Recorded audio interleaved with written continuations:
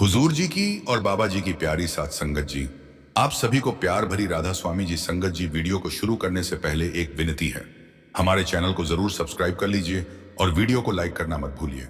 कमेंटों में राधा स्वामी जी जरूर लिख दीजिए और अपने शहर का नाम जरूर लिखें। संगत जी, आज 4 फरवरी दिन बुधवार को एक तरफ जयपुर के बिलवा सेंटर और दूसरी तरफ डेरा अभ्यास के सत्संग पंडाल में बाहर आ गए। जी जयपुर में हजूर जी ने खुली कार में दर्शन देने के साथ साथ संगत के साथ सवाल जवाब किए जी, जो अब आप इस वीडियो में सुनने जा रहे हैं। वहीं दूसरी तरफ व्यास सत्संग पंडाल में बाबा जी ने संगत को दर्शनों से निहाल कर दिया।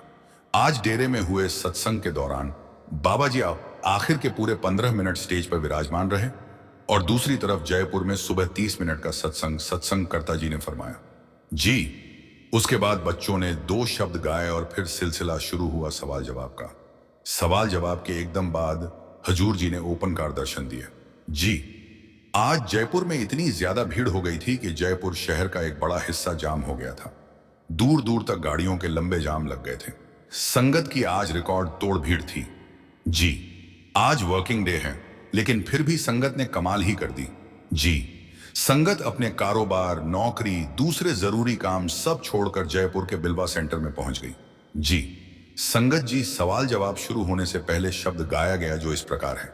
सुन यार सज्जन, हमारे करूं विनती। सबसे पहले एक भाई ने कहा कि हजूर जी, मैंने कोविड से पहले नामदान लिया था, लेकिन वो नामदान मुझे ठीक तरह से याद नहीं रहा। फिर मैंने दोबारा लाइन में लगकर नामदान ले लिया।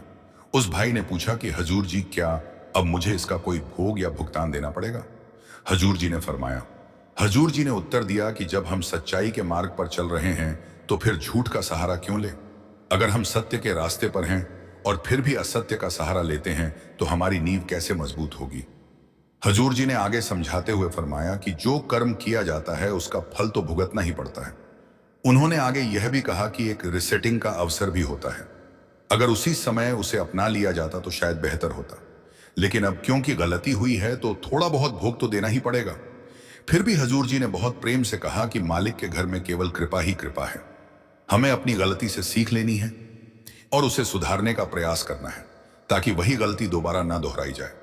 फिर इसके बाद एक बहन ने हजूर जी से सवाल किया कि हजूर जी, हमारी इच्छाएं बहुत जल्दी पूरी हो जाती हैं। मुझे लगता है कि आप हमारी बात बहुत जल्दी सुन लेते हो। इस पर हजूर जी ने प्रश्न किया कि सबसे कीमती चीज क्या है? हजूर जी ने खुद ही जवाब देते हुए कहा कि सबसे कीमती चीज है यह मानव जन्म। मालिक ने पहले ही हमें सबसे कीमती चीज दे दी, फिर हम मालिक से और किसी चीज की इच्छा क्यों करते हैं? इंसान का असली उद्देश्य केवल एक ही है, मालिक की प्राप्ति। मालिक से सिर्फ मालिक को मांगना है और वह भी मालिक के बहाने में रहकर। यह सबसे बड़ी कृपा है कि हमें यह जीवन मिला है। हजूर जी ने आगे फरमाया कि हमें इस अमूल्य समय को बिल्कुल भी व्यर्थ नहीं गंवाना चाहिए। फिर यही बहन बोलने लगी कि हजूर जी, जब मैं लाइन में लगी थी तो मुझे बहुत डर लग रहा था, लेकिन जैसे ही मैंने आपकी आवाज सुनी मेरे भीतर से सारा डर खत्म हो गया। उसने आगे कहा कि हजूर जी, आपकी आवाज बड़ी ही प्यारी है। इस पर हजूर जी ने मुस्कुराते हुए कहा कि आज तक तो किसी ने मुझसे नहीं कहा कि मेरी आवाज प्यारी है। इतना सुनते ही पूरी संगत खिलखिलाकर हंस पड़ी थी जी। पूरे पंडाल में हंसी का माहौल छा गया था। फिर यह बहन कहने लगी कि हजूर जी, सच में आपकी आवाज बड़ी ही प्यारी है। सारी संगत यही बोलती है। तो इस पर हजूर जी ने स्माइल दी। फिर इस बहन ने पूछा कि हजूर जी, क्या हम अपनी किस्मत बदल सकते हैं? तो हजूर जी ने समझाते हुए कहा कि कोई संत, कोई महात्मा किसी की किस्मत को नहीं बदल सकता। किस्मत हमें एक स्थिति तक लाकर खड़ा कर देती, उसके बाद हमारे कदम तय करते हैं कि आगे क्या होगा। अगर हम सही कदम उठाते हैं तो मालिक के घर में केवल दया ही दया है, और अगर हम गलत दिशा में चलते हैं तो उसका भुगतान भी हमें ही करना पड़ता है। हजूर जी ने आगे फरमाते हुए कहा कि मेहनत करना हमारे हाथ में है, प्रयास करना हमारी जिम्मेदारी है और यह अधिकार भी हमें ही मिला है। लेकिन मालिक कब देगा, यह मालिक की मौज है। हमें मालिक से कुछ नहीं मांगना।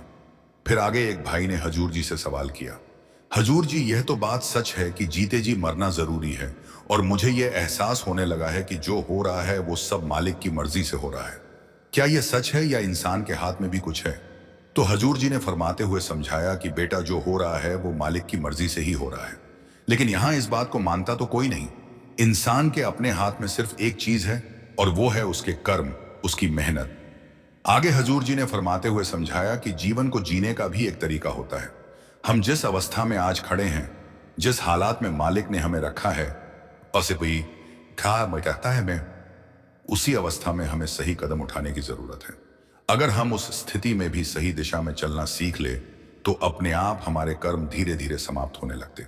हजूर जी ने आगे फरमाया कि जो कुछ भी हमारे जीवन में घट रहा है वह सब मालिक की इच्छा और उसके हुक्म से ही हो रहा है। इसी संदर्भ में किसी ने एक पुराने महापुरुष की साखी सुनाई। उन्होंने कहा था कि भंडारे में देखने में तो बहुत बड़ी संगत दिखाई देती है, लेकिन असल में वहां वही लोग पहुंचते हैं जिन्हें बुलावा मिला होता है। बाहर से संख्या भले ज्यादा दिखे, पर जो पहुंचते हैं वही वास्तव में बुलाए गए होते हैं। इस पर उस भाई ने प्रश्न किया कि हजूर जी, क्या जब हम सत्संग में नहीं आ पाते तो यह हमारे कर्मों की वजह से होता है? तो हजूर जी ने समझाया कि कर्म हमें एक विशेष स्थिति पर लाकर खड़ा कर देते हैं, लेकिन उस स्थिति को हम कैसे निभाते हैं यह पूरी तरह हमारे अपने हाथ में होता है। निभाने का तरीका हमारी समझ और सोच पर निर्भर करता है। मालिक ने हमें विवेक की ताकत इसीलिए दी है कि हम डिसीजन ले सके। हजूर जी ने आगे स्पष्ट करते हुए समझाया कि कई बार हम सत्संग में नहीं आ पाते और इसमें कोई बुरी बात भी नहीं है। सत्संग और गुरु हमें यह प्रेरणा देते हैं कि रास्ते पर कैसे चलना है, लेकिन असली मार्ग तो हमारे भीतर ही है। हमें बाहर की बातों से आगे बढ़कर अंदर नाम की कमाई की ओर ध्यान देना है। फिर आगे इसके बाद एक बहन ने हजूर जी से सवाल किया कि हजूर जी, मैंने सोचा था कि जब सुबह मेरी पर्ची निकलेगी तो मैं यह प्रश्न पूछूंगी, लेकिन जब मैं यहां पहुंची तो मेरा मन एकदम खाली हो गया। मैं तो बस आपका शुक्र करती हूं जो आपने मुझे सब कुछ दिया है। आपने मुझे ऐसी अवस्था दी है कि मेरे दिल में अब कोई सवाल नहीं, बस शुक्राना बचा है। हजूर जी ने उत्तर देते हुए फरमाया कि बेटा, अगर मालिक ने हमें ऐसी अवस्था दी है जिसमें बहुत कुछ मिला है तो हमारा कर्तव्य है कि हम शुक्र करें। कई बार सुख मिलने पर इंसान अहंकार में आ जाता है, लेकिन अगर हम सुख की अवस्था में भी उतनी ही गहराई से मालिक का धन्यवाद करते हैं तो वही सुख हमें पार भी उतार देता है।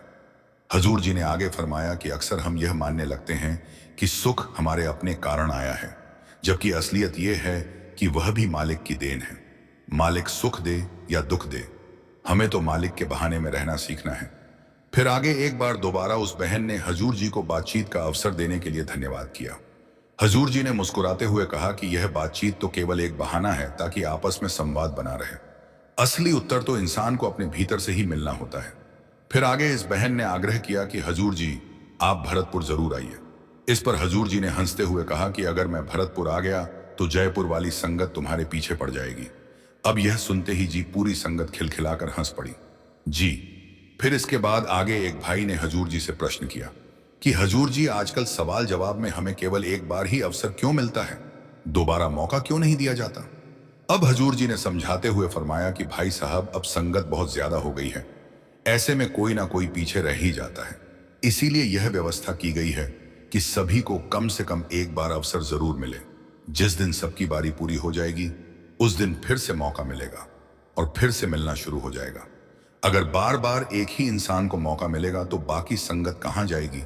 हमें सबका सोच कर चलना है। परमार्थ में हम सब एक ही परिवार के सदस्य हैं। फिर इसी भाई ने एक और बात रखी। इस भाई ने कहा कि हजूर जी, एक बार ऐसा होता है कि हमसे कोई गलती नहीं होती, फिर भी आरोप हमारे ऊपर आ जाते हैं। जैसे घर में छोटा भाई गलती करता है लेकिन डांट हमें पड़ जाती।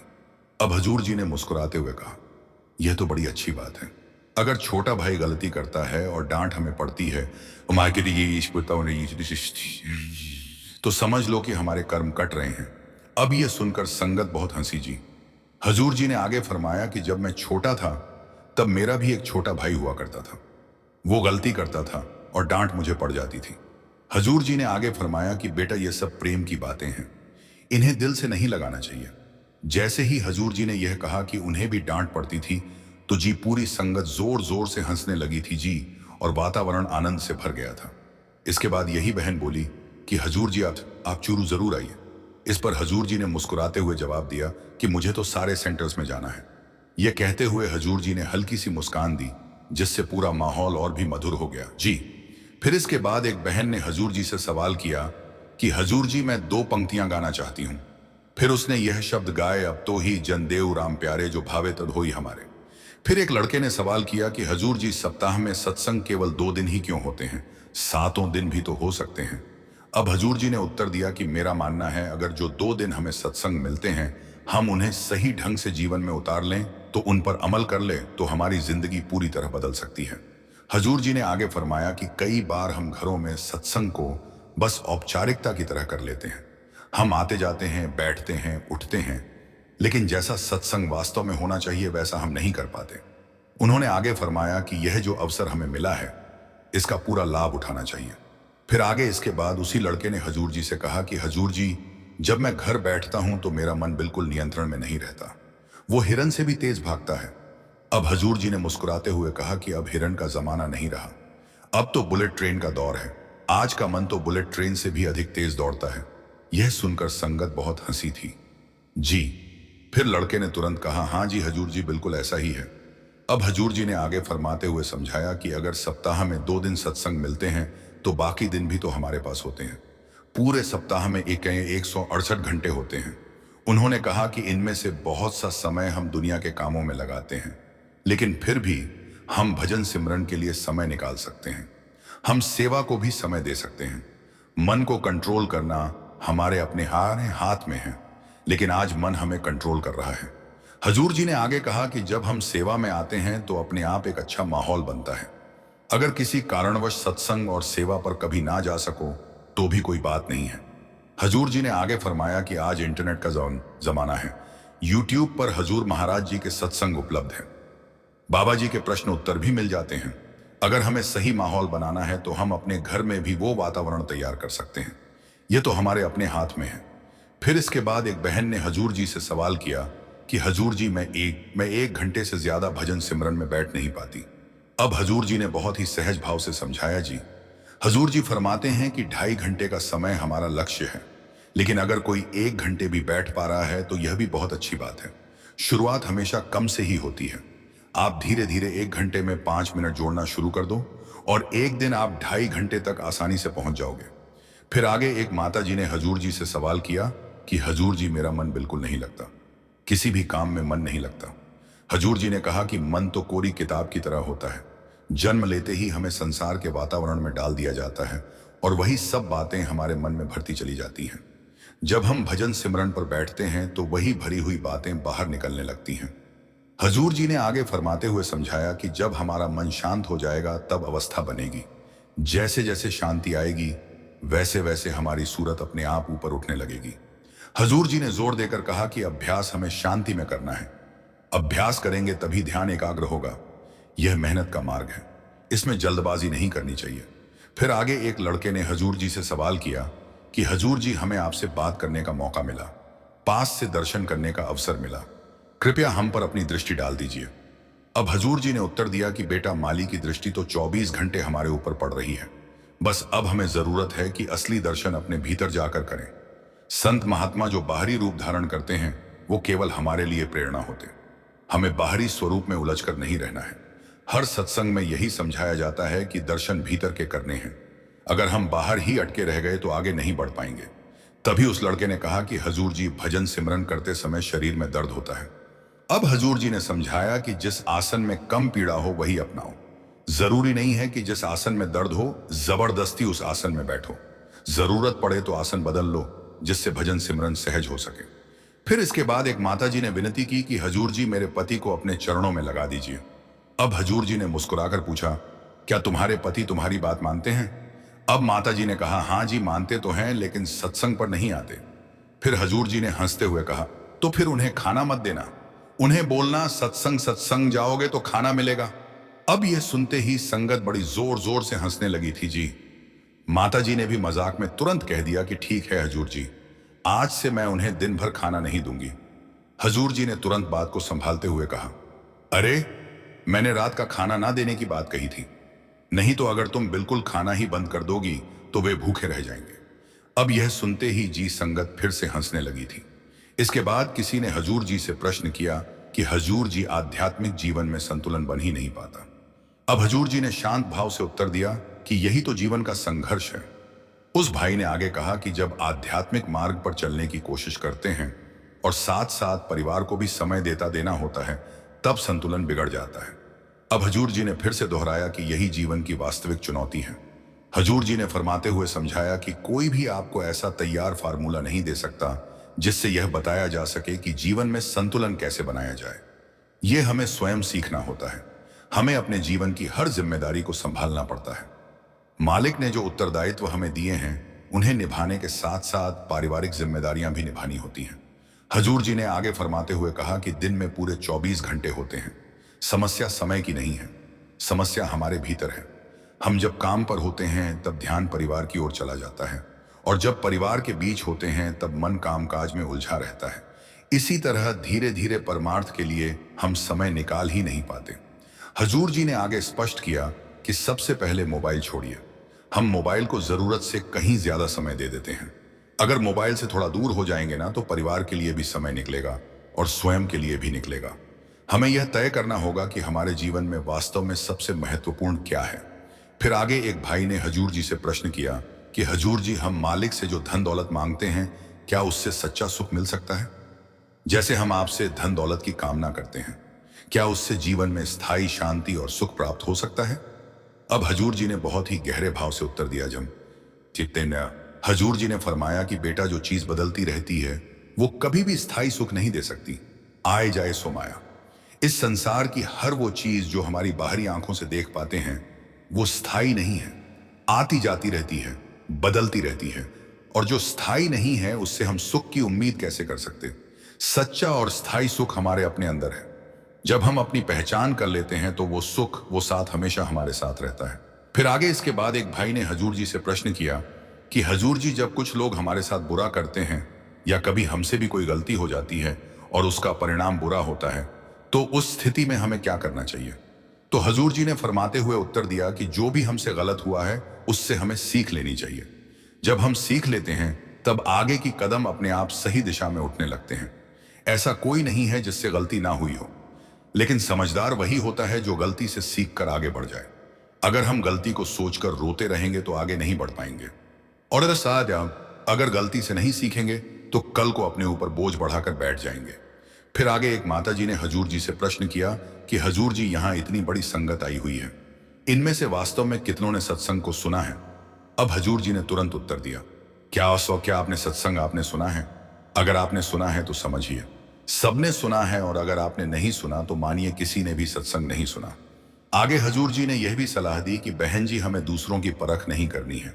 कौन यहां सत्संग में बैठकर सत्संग सुन रहा है और कौन नहीं सुन रहा है, यह देखना हमारा काम नहीं है। अगर हम यहां आए हैं तो हमें खुद सत्संग को सुनना है और खुद अमल लाना है, करना है। दूसरे क्या कर रहे हैं वो उनके अपने कर्म हैं, हमें अपने कर्मों को देखना है।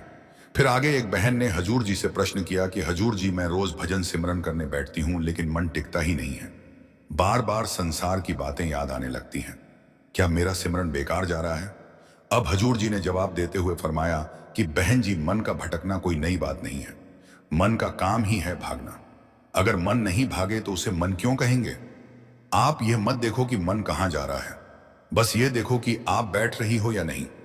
जैसे छोटा बच्चा बार बार मिट्टी में चला जाता है और माँ बार बार उसे उठा लेती, लेकिन माँ उसे मारती नहीं, उसकी पिटाई नहीं करती, वैसे ही आप भी मन को प्यार से नाम की ओर वापस लाओ। मन के आगे गुस्सा या जिद करोगे तो मन कभी काबू नहीं आएगा। फिर आगे एक भाई ने हजूर जी से प्रश्न किया कि हजूर जी, मैं कारोबार करता हूँ, दिन रात पैसे और घाटे मुनाफे की चिंता लगी रहती है, बहुत सारे लोन भी लिए हुए। मन में चिंता रहती है कि अगर कारोबार बंद हो गया तो लोन कैसे चुकाऊंगा। अब हजूर जी ने जवाब देते हुए फरमाया कि भाई साहब, हमारा काम है ईमानदारी से मेहनत करना। अगर हम ईमानदारी से मेहनत करते हैं तो मालिक हमारे साथ जरूर देता है। कारोबार में लॉस और प्रॉफिट कोई नई बात नहीं होती। अगर हम इनसे घबरा गए तो जीवन में आगे ही नहीं बढ़ पाएंगे। हर दिन एक जैसा नहीं रहता, कभी बारिश हो जाती है तो कभी धूप निकल आती। इसीलिए आप घबराना छोड़कर बस मालिक का भजन सिमरन करें। मालिक हमारा परमार्थ और स्वार्थ दोनों संवार देता है। फिर आगे एक बहन ने हजूर जी से प्रश्न किया कि हजूर जी, मेरे घर में सब कुछ है, मालिक ने किसी भी चीज की कमी नहीं दी है, लेकिन फिर भी मेरा मन उदास और खाली रहता है। ऐसा लगता है जैसे मन को कुछ और भी चाहिए। अब हजूर जी ने आगे फरमाते हुए समझाया कि बेटा, दुनियावी चीजों से मन कुछ देर के लिए शांत जरूर हो सकता है, लेकिन मन की इच्छाएं कभी खत्म नहीं होती। एक इच्छा पूरी तो मन दूसरी इच्छा रख देता है। हमें मन को वह देना चाहिए जिससे मन दुनिया से हटकर अंदर की ओर लग जाए, और उसके लिए भजन सिमरन करना जरूरी है। बड़े महाराज जी कहा करते थे, जैसे एक छोटे बच्चे के हाथ में एक का सिक्का है तो वह तब तक मुट्ठी नहीं खोलता जब तक उसको एक से ज्यादा कुछ ना दे दिया जाए। मन का भी यही हाल है। मन तब तक मांगता ही रहेगा जब तक मन को वो रूहानी रस ना मिल जाए जो सिर्फ अंदर की यात्रा से संभव है। उस रस के बाद मन अपने आप शांत होने लगता है, क्योंकि तब मन को समझ आ जाता है कि इससे ऊपर और कुछ नहीं है। फिर आगे एक भाई ने हजूर जी से सवाल किया कि हजूर जी, आप और बाबा जी हमेशा कहते हैं कि कर्मों का हिसाब तो देना ही पड़ेगा। अगर कर्मों का हिसाब देना ही है तो फिर भजन सिमरन का क्या फायदा। अब हजूर जी ने बड़े प्रेम से फरमाया, जी हजूर जी ने फरमाया कि पिता पिता भजन सिमरन इसीलिए नहीं किया जाता कि हम कर्मों से बच जाएंगे, बल्कि भजन सिमरन से मालिक हमारे अंदर वो ताकत देता है, वो ताकत बख्शता है जिससे हम कर्मों का हिसाब आसानी से दे पाते हैं। भजन सिमरन से इंसान अपनी खुद की पहचान करके यह समझ जाता है कि वो कोई शरीर नहीं बल्कि एक आत्मा है और उस मालिक का अंश है और उसको वापस मालिक में ही समाना है। इसीलिए बेटा, जो भी हिसाब देने पड़ते हैं इंसान खुशी खुशी दे पाता है। जो लोग भजन सिमरन नहीं करते और जिनका मोह सिर्फ दुनिया में ही लगा रहता है, उनके लिए हिसाब देना बहुत ही कष्टदायक हो जाता है। फिर आगे एक बहन ने हजूर जी से सवाल किया कि हजूर जी, मैंने नाम दान तो ले लिया, लेकिन मुझे लगता है कि मैं नाम के लायक ही नहीं हूं और मुझसे भजन सिमरन नहीं हो पाएगा। अब हजूर जी ने फरमाते हुए समझाया कि बेटा, मालिक जिम्मेदारी उसी को देता है जो जिम्मेदारी को निभा सके। मालिक हमारे कंधों पर बेवजह बोझ नहीं डालता। अगर मालिक ने नाम दान दिया है तो इसीलिए दिया है कि तुम जिम्मेदारी निभा सकती हो, लेकिन यह जो हमारा मन है ना, यह हमें भटका देता है और हमें लगता है कि हम भजन सिमरन नहीं कर सकते। मालिक ने सभी को दिन में 24 घंटे दिए हैं। अगर हम दिन भर दुनियावी बातों में उलझे रहेंगे तो भजन सिमरन मुश्किल हो जाएगा, और अगर हम दिन भर मालिक को याद करेंगे तो शाम को भजन सिमरन के टाइम हम आसानी से ध्यान लगा पाएंगे। कभी खुद को किसी से कम नहीं समझना चाहिए। जो लोग आज ऊंची अवस्था में हैं वह भी हमारे सबके जैसे साधारण इंसान ही हैं, लेकिन उन्होंने मन की नहीं सुनी और ड्यूटी समझकर टाइम दिया। फिर आगे एक बुजुर्ग बीवी ने कहा, एक बुजुर्ग बीवी ने हजूर जी से प्रश्न किया कि हजूर जी, मेरे बच्चे और बहुएं सत्संग पर नहीं जाते और ना ही नाम दान लेते हैं। मैं उनके लिए बहुत चिंता करती हूँ। अब हजूर जी ने फरमाते हुए समझाया कि माता जी, किसी को जबरदस्ती नाम दान लेने का दबाव नहीं बनाना चाहिए। हमें तो घर का माहौल अच्छा बनाना है। माहौल अच्छा होगा तो एक दिन घर के दूसरे सदस्य भी अपने आप मालिक की ओर लग जाएंगे। लेकिन अगर जोर जबरदस्ती से घर का माहौल खराब होता है, मालिक की जब इच्छा होगी तो मालिक उनको अपने आप बुलाएगा। फिर आगे एक भाई ने हजूर जी से सवाल किया कि हजूर जी, अगर नाम ना लिया जाए और जीवन भर अच्छे कर्म किए जाए तो भी मुक्ति मिलती है। अब हजूर जी ने फरमाते हुए समझाया कि बेटा, मुक्ति सबको मिलेगी, लेकिन मुक्ति के लिए हमें उस रास्ते की पहचान करनी पड़ती है। बिना गुरु के नाम दान के हम उस रास्ते पर एक कदम भी नहीं चल सकते। अच्छे कर्मों का हिसाब यहीं इस संसार में भोगने फिर से आना पड़ेगा। अच्छे कर्म करना बहुत अच्छी बात है, इससे मन झुकता है, इंसानियत जागती है, लेकिन सिर्फ अच्छे कर्म करने से ही मालिक नहीं मिलता। उसके लिए भजन सिमरन बहुत जरूरी है। फिर आगे एक भाई ने हजूर जी से सवाल किया कि हजूर जी, सब कहते हैं तू नाम दान ले ले तो तेरा कारोबार अच्छा चल पड़ेगा। इस बात पर हजूर जी ने मुस्कुराते हुए फरमाया कि बेटा, हम अक्सर मालिक की भक्ति को दुनियावी चीजों से जोड़ लेते हैं, जबकि मालिक ने जो देना है वो हमारे बिन मांगे भी दे देना है।